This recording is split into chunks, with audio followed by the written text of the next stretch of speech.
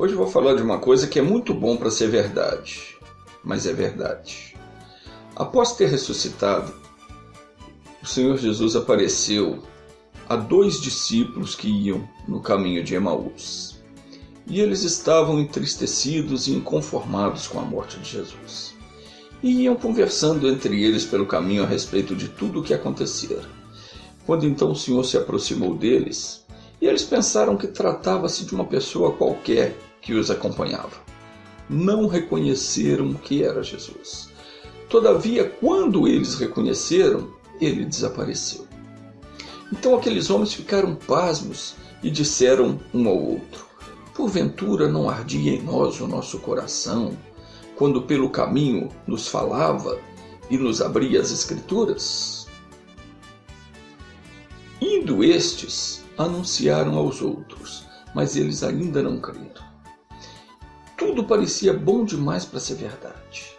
Eles haviam acabado de presenciar Jesus ser crucificado e ser sepultado, e agora o viam de novo ali ao seu lado. Isso era demais. Estavam tão abalados com tudo que havia ocorrido nos últimos dias que não conseguiam crer no que haviam visto. Foi preciso que o próprio Senhor os advertisse. E não crendo eles ainda por causa da alegria, estando maravilhados, disse-lhes: tendes aqui alguma coisa que comer?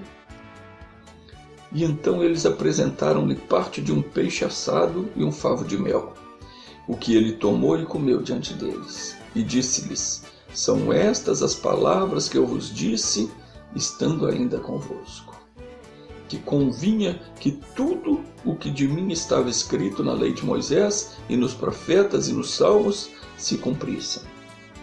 Então abriu-lhes o entendimento para compreenderem as Escrituras. E disse-lhes: assim está escrito, e assim convinha que o Cristo padecesse, e ao 3º dia ressuscitasse entre os mortos, e em seu nome se pregasse o arrependimento e a remissão dos pecados em todas as nações, começando por Jerusalém. E destas coisas vós sois testemunhas. E eis que eu vos envio a promessa do meu Pai. Ficai, porém, na cidade de Jerusalém, até que do alto sejais revestidos de poder. E levou-os para fora até Betânia, e levantando as suas mãos, os abençoou. E aconteceu que, abençoando-os ele, se apartou deles e foi elevado ao céu. E adorando eles, tornaram com grande júbilo para Jerusalém. Muitas vezes, a gente está tão carregado de problema, de tristeza, tão desapontado com muitas coisas, que a gente não consegue reconhecer o nosso Deus do modo como ele se manifesta a nós. Às vezes Deus se manifesta para a gente e a gente não consegue perceber que aquilo é uma manifestação de Deus. Não consegue perceber que Ele está nos visitando. Porque às vezes a gente está triste com tanta coisa, com tanto problema, com tanto aborrecimento, que não percebe a presença de Deus. A Escritura Sagrada garante que Deus nos assistirá em todas as nossas angústias. Todas as nossas angústias. Está escrito assim: Deus é o nosso refúgio e fortaleza, socorro bem presente na angústia. Portanto, não temeremos, ainda que a terra se mude, ainda que os montes se transportem para o meio dos mares, ainda que as águas rujam e se perturbem, ainda que os montes se abalem pela sua braveza. Então afirma aqui na Escritura que Deus, Ele está sempre próximo para nos socorrer. Ele está sempre pronto para nos assistir nas nossas angústias. Por isso nós não devemos temer. Com a ressurreição de Jesus, nós passamos a ter um acesso livre ao Pai, para pedirmos a Ele o que quisermos. E está escrito que tudo que nós pedirmos de acordo com a sua vontade, Ele nos concederá. Eu abro um parênteses aqui para explicar que pedir de acordo com a vontade de Deus não é pedir qualquer coisa e dizer se for da vontade de Deus. Não é assim.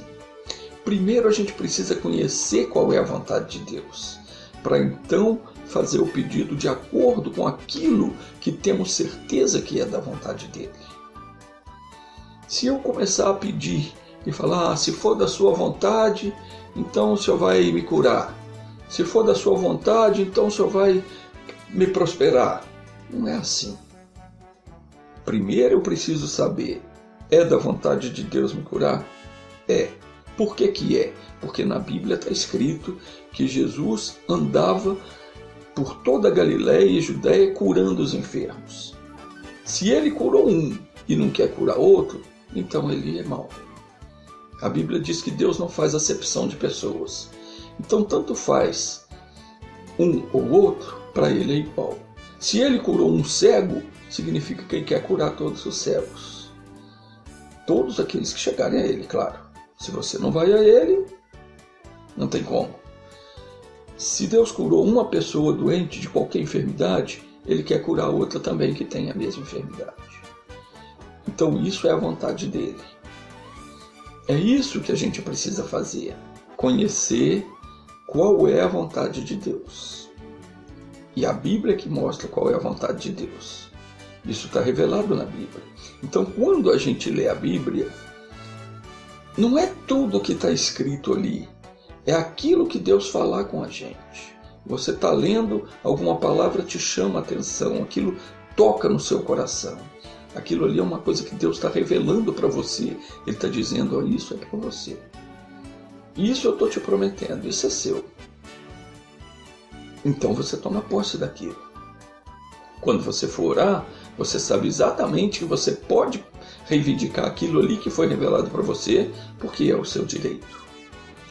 Nós precisamos estar sempre atentos para perceber quando o Senhor fala conosco. Caso contrário, não conseguiremos tomar posse da bênção. É preciso saber discernir a voz de Deus. Ora, o Senhor pode se manifestar a nós de muitas maneiras, mas sempre dentro da sua palavra. Quando Deus nos fala, nós sabemos que é Ele, porque o nosso coração arde com uma alegria indescritível, a qual inunda o nosso ser da presença divina. Não sabemos explicar, mas sabemos que Deus está falando com a gente, porque a gente sente isso no coração. Sabemos, então, que é Ele quem está nos falando. Reconhecemos a sua voz, porque somos ovelhas suas. Há ocasiões em que a alegria que nós sentimos é tão grande que é difícil conter as nossas emoções. Às vezes choramos, rimos ao mesmo tempo. Cantamos, saltamos, adoramos ao Senhor com os nossos lábios e é uma coisa maravilhosa. É a coisa mais maravilhosa. E não há nada mais prazeroso do que ser envolvido pelo seu Espírito. Quando você tiver essa experiência com Deus, então nada mais lhe resistirá. E a sua fé será tão firme que você passará a declarar como o profeta Abacuque. Abacuque dizia assim, porque ainda que a figueira não floresça e nem haja fruto na vide, ainda que mingue o produto da oliveira e os campos não produzam alimentos, ainda que as ovelhas da malhada sejam arrebatadas e nos currais não haja gado, todavia eu me alegrarei no Senhor e exultarei no Deus da minha salvação. Aleluia! O Senhor Deus é a minha força. Como Davi, você vai dizer, o Senhor é a minha luz e a minha salvação. A quem temerei?